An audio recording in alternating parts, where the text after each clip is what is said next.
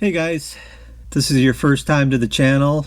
Welcome. It's kind of my first time too. This is my first face-to-face with y'all. I'm sitting here in my 63 Ranchero, which is going through probably phase 13, 14, I don't know, lost track. I've started this channel. This is the first time I've actually done a face-to-face with y'all. You know, I'm new at this, and so I thought, you know, I ought to just kind of shoot from the hip and start talking and kind of tell you what the heck is going on. Some of you may have seen earlier videos. I've been doing stuff for my entire life, and now I've actually got a camera in front of me, and it's kind of bizarre. I mean, I've taken countless photos of projects I've done, but never thought I'd put it on a camera like this. But here I am. I'm sitting in a car I built in 2011. Since 2011, I think I've probably built 5, maybe 6 cars. I've kind of lost track. There's been a lot that's happened since I built this car. The title of the first video of this will probably be "This Car Saved My Life" or something of that nature, but yeah, I built this car because work was going really bad, and I do what I normally do when I got stress in my life and I want to do something about it. I fix something, or I build something. I just, you know, if I can put my hands on something for a while, it will actually kind of take my mind off of what's going on, and I usually do a lot better. In a lot of ways. I mean, though, I think when I built this car, I had probably, I think I had 4 other cars at the time, but it was more an issue of when everything went crazy in 2017 and the job ended and stuff. I sold a bunch of stuff and built this garage, got married, did a bunch of stuff, crazy stuff. It was crazy. COVID hit, and you know, it just opened up the door for all kinds of change. So I just wanted to kind of give you a little insight about what this channel is going to be.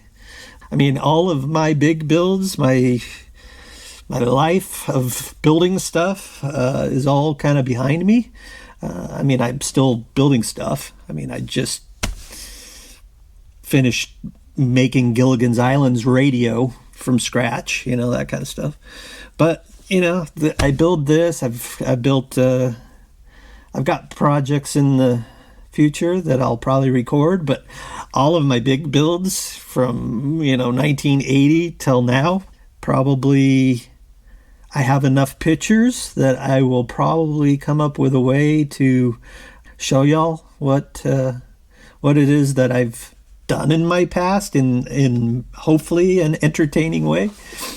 I honestly am doing this because as I'm turning 65 this year, as I think back on life and what it's brought and what might be left of it, you know, the big part of me just says to myself, you know, I've done a lot of stuff I think a lot of people would be interested in learning from. I mean, a lot of things I did in this car, you know, electric power steering, you know, Rancheros didn't come with 3-point seat belts. This car was built out of 3 different cars. The story of this car in and of itself, what I got and what it ended up being, is a story in and of itself. So, I'm going to have fun telling that story. It'll probably mostly be through a slideshow type presentation with me mixed in the middle of it saying, what I did. So show my previous builds. I had a 63 hard top with a very expensive motor that I got from a club member. I'll probably show that. I just bought a 84 Chevy S10, first Chevy I've ever bought in my life, really, which I just finished this last summer. I'll show you that, and I've got a future build for that here soon. I've got other trucks that I've built. My 56 Ford F100 panel, which I'll show you a picture here of. I had a 67 F100. I had a 66 F100. I had a 79 F350 flatbed. I had my 65 Falcon 2-door station wagon, and the other cars that I've built for other people that I took pictures of, which I will probably break down and show you. So anyway, this is just going to be a little short video, this one, thankfully, that kind of gives you a little insight about who I am. As I prepared for this is a video I didn't really want to make, but as I went through my computer, actually dealt with a big computer meltdown in the midst of this. Thank you, Microsoft. But as I was going through the pictures, I kind of put them in chronological order so that I can basically tell the story of me building this car and every other car I've built in the past. My point here is that as I turned 65, I just kind of realized, I've got a lot of stuff I can show people how to do. I mean, I've been doing it on Facebook and on forums forever, posting pictures and, helping people out. But, there is something about the video format. YouTube has gotten big. Though I've resisted doing this for a long time, just something happened over the holiday season, and my wife bought me this GoPro, and and I basically said, I'm going to start a YouTube channel. What the heck? So whether anybody watches this or not, I am not in this thinking I'm going to get 1 million subscribers or be a big Derek or even get close to. Puddin is probably the guy on YouTube that is closest, not to me, the way I behave, although I do probably behave closer to the first Puddin I saw than the current Puddin that is. Those that watch Puddin will understand that.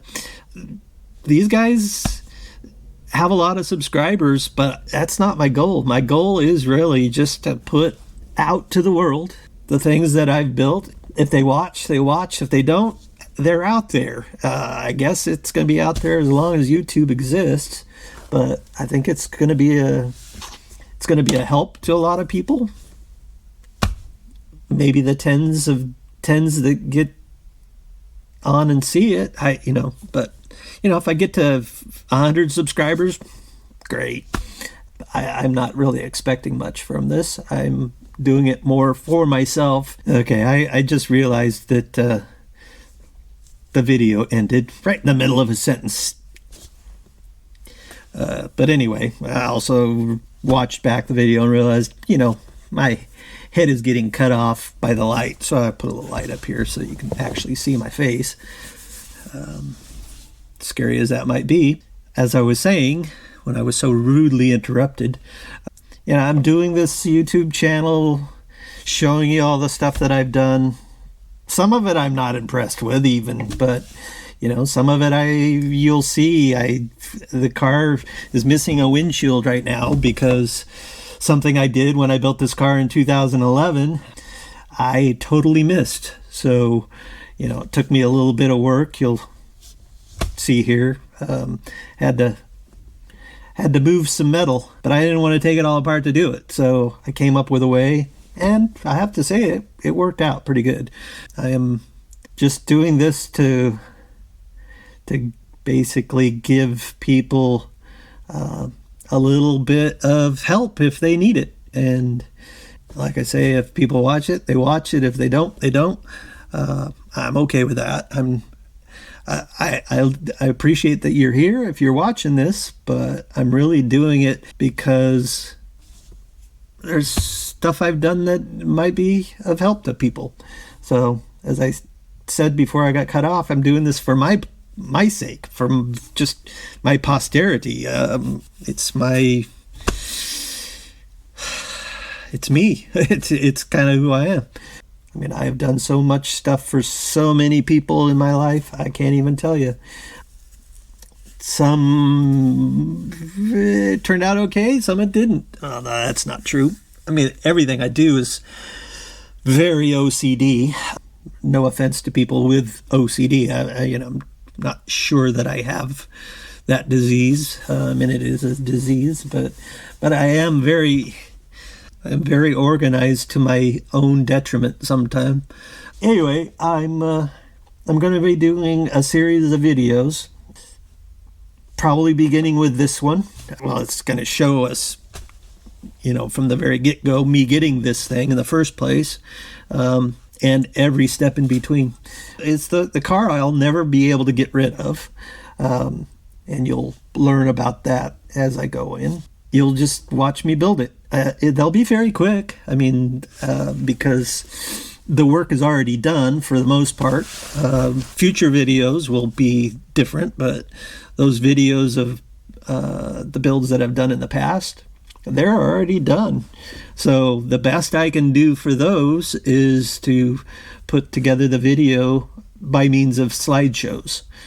I don't watch too many people do that. This video, like I said, it's the video I didn't really want to do because I used to have to stand in front of a camera at work, and it's like, gosh, I hated it.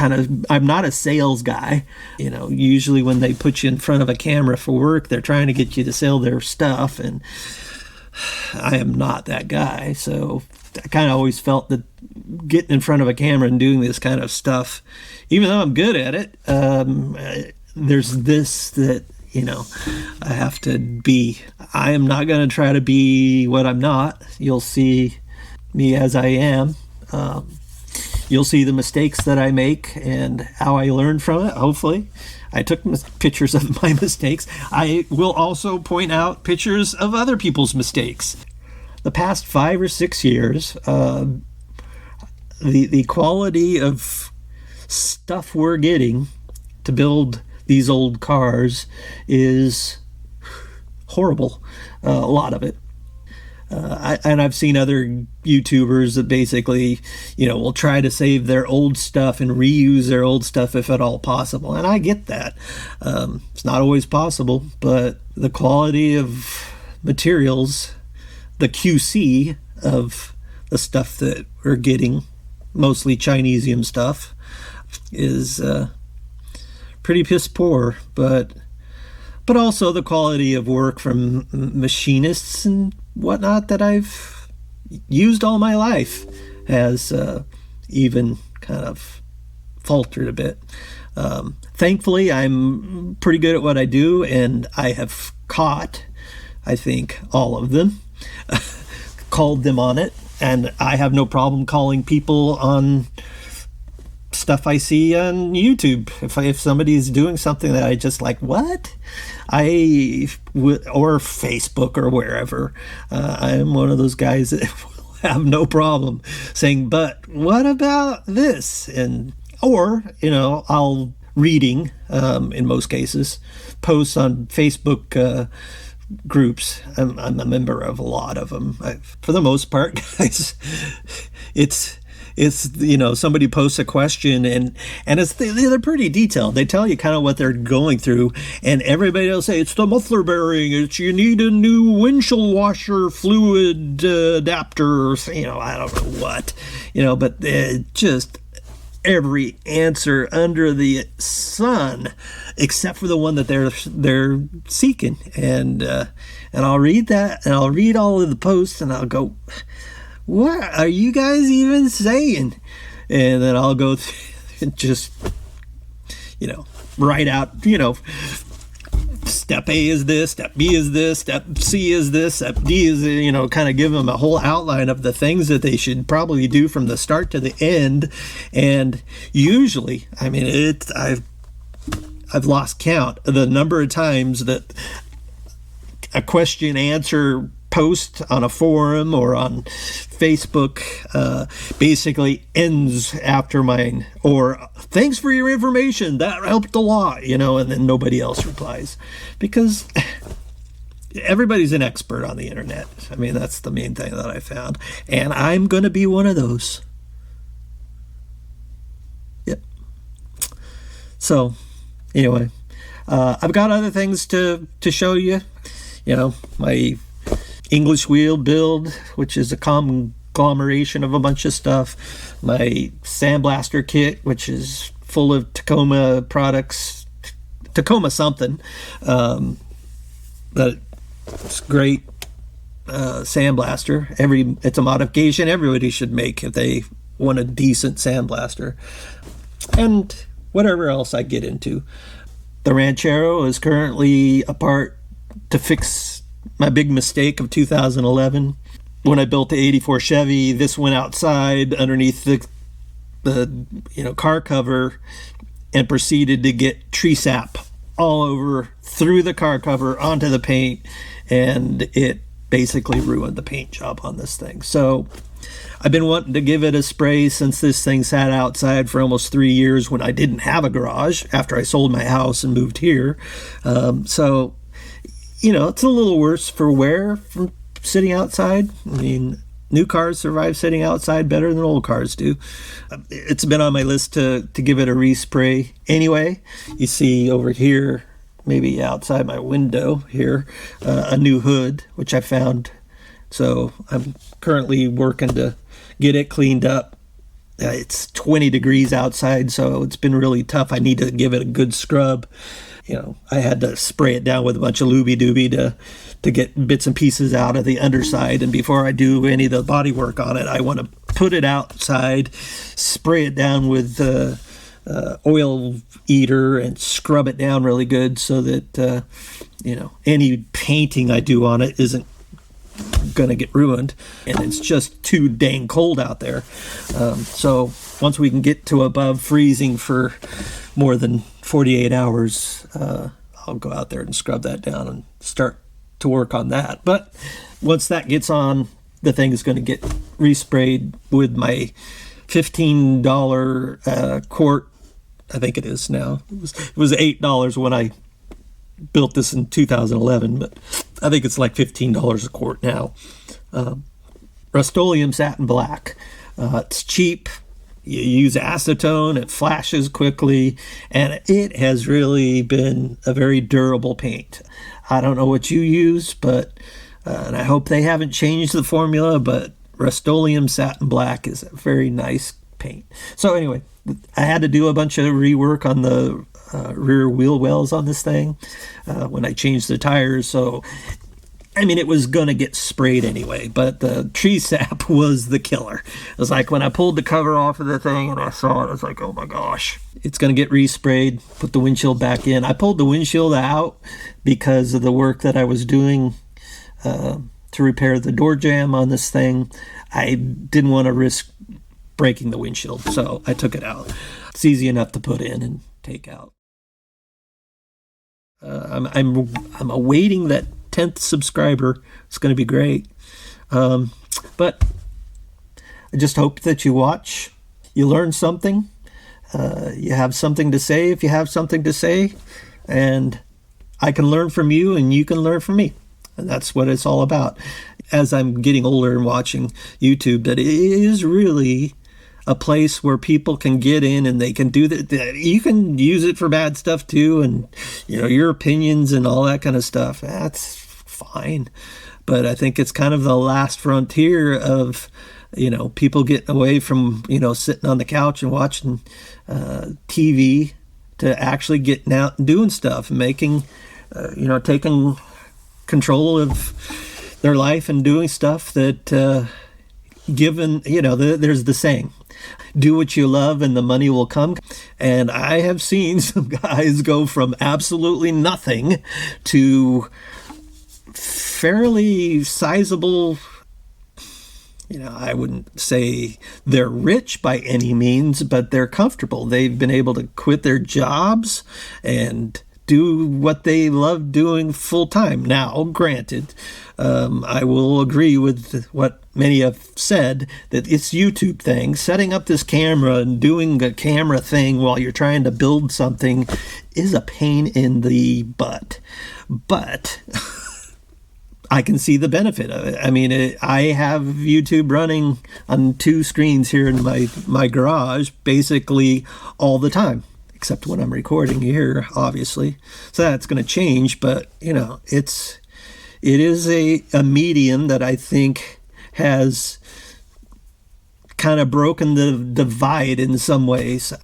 People don't work on their cars much and talk about politics and I'm this and you're that or any of that kind of stuff. We're all car guys and we all love cars. I'm a realist, mind you, and this is going on longer than I expected, but these are all the things that I thought in my brain at 2:00 in the morning the other night when I woke up and dreading to make this video. But we are all trying to just keep this car culture going. Now, granted, I'm a realist. That's what I was going to say. I'm a realist. I understand we are kind of at the end of one age, I'll call it, one era of, I see people complain all the time that, these cars are, going in, people are destroying cars, and it's like I was watching a 1970s movie and they were taking all kinds of cars that were from the 70s that we would be dying for today, and they were crashing them. I mean, it's like there's always going to be a group of people that just hanging on for dear life for this era, this old car thing. And I love history. I love going through old magazines and, Life magazines and seeing, but I also, in doing so, I kind of see the trends, we as a car culture are just up in arms at, the changes that are being done, in the cars, the car culture being dealt with roughly by bureaucracy and all that kind of stuff. But, when you think about it, every generation deals with change, and change happens quickly. And people don't like change. I mean, me sitting here in front of a camera is change. But I also look at it from the perspective is that we now have 2-liter cars that put out 300, 400 horsepower easily. They sell them on the lot. I mean, they'll outrun the 1970s car any day of the week.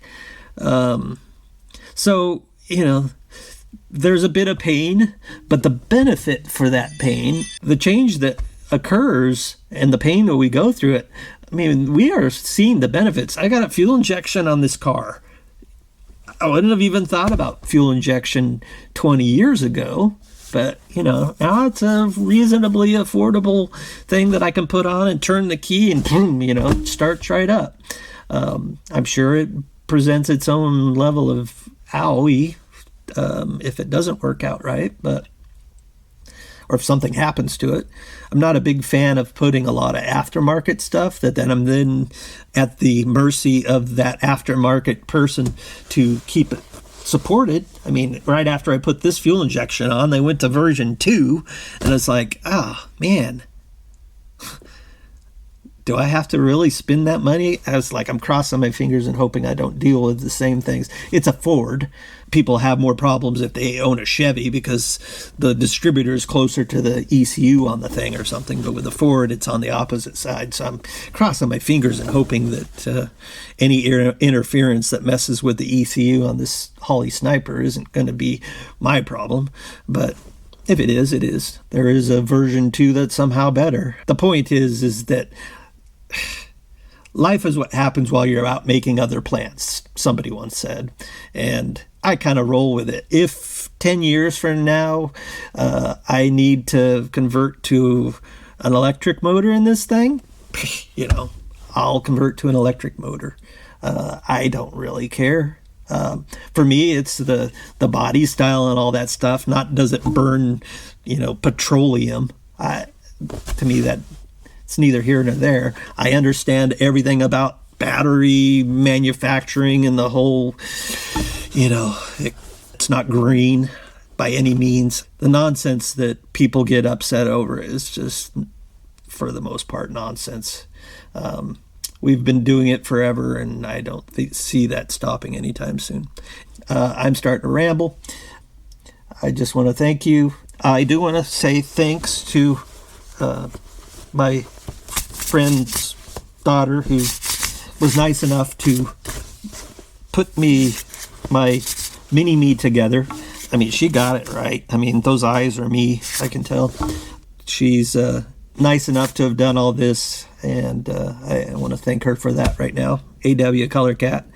Anybody else out there that's willing to watch this, I thank you for that too. So anyway, that's it for now. The next video will be kind of an introduction to this car, more so than me just sitting in it, but the build of a 63 Ranchero. I'll have a build of the 84 Chevy S10, a build of my 65 wagon, a build of my 63 hardtop, a build of my pickups, and all the other stuff that I've had, maybe in short form, because some of them I have pictures in detail, some of it not quite so detailed, but detailed enough to kind of give you, oh, that's kind of interesting. Enjoy what you can, and we'll see you on the next one.